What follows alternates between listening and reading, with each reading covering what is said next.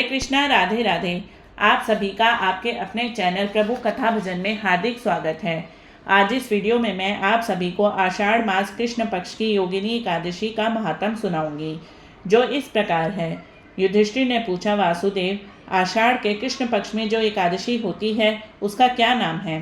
कृपया उसका वर्णन करिए। भगवान श्री कृष्ण बोले, नृपश्रेष्ठ, आषाढ़ के कृष्ण पक्ष की एकादशी का नाम योगिनी है। यह बड़े बड़े पातकों का नाश करने वाली है।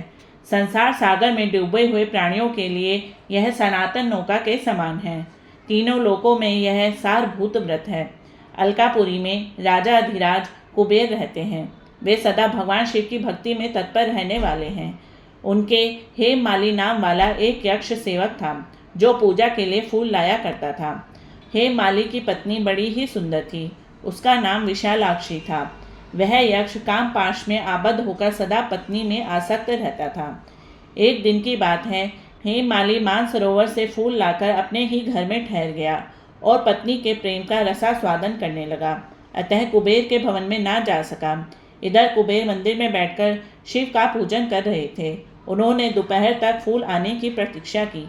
जब पूजा का समय व्यतीत हो गया तो यक्षराज ने कुपित होकर सेवकों से पूछा, यक्षो, दुरात्मा हेममाली क्यों नहीं आ रहा है? इस बात का पता तो लगाओ। यक्षों ने कहा, राजन, वह तो पत्नी की कामना में आसक्त हो अपनी इच्छा के अनुसार घर में ही रमण कर रहा है।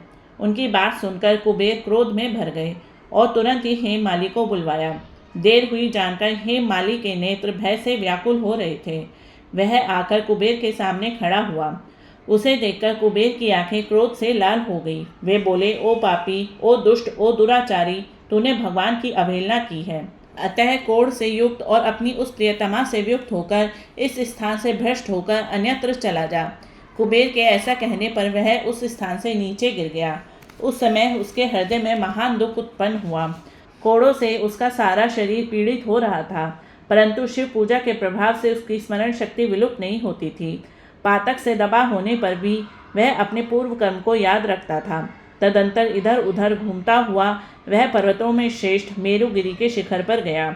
वहां उसे तपस्या के पुंज पर मुनिवर मार्कंडेय जी का दर्शन हुआ। पाप कर्मा यक्ष ने दूर से ही मुनि के चरणों में प्रणाम किया।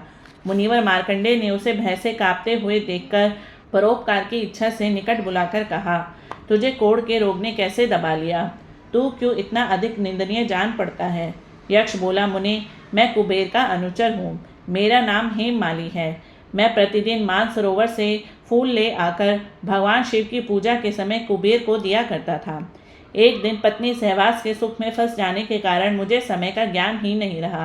अतः राजा धीराज कुबेर ने कुपित होकर मुझे शाप दे दिया, जिससे मैं कोढ़ से आक्रांत होकर अपनी प्रियतमा से बिछुड़ गया।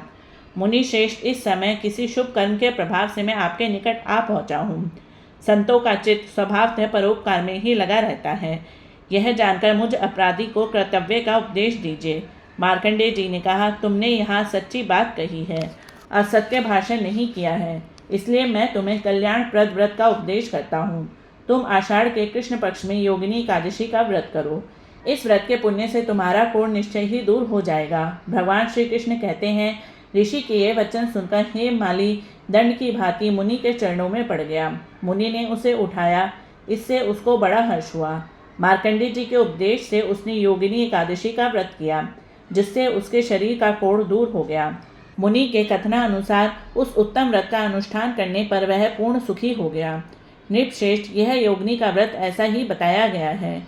जो 88,000 ब्राह्मणों को भोजन कराता है, उसके समान ही फल उस मनुष्य को भी मिलता है जो योगिनी का व्रत रखता है। योगिनी एकादशी महान पापों को शांत करने वाली और महान पुण्य देने वाली है। इसके महात्म को पढ़ने और सुनने से मनुष्य सब पापों से मुक्त हो जाता है।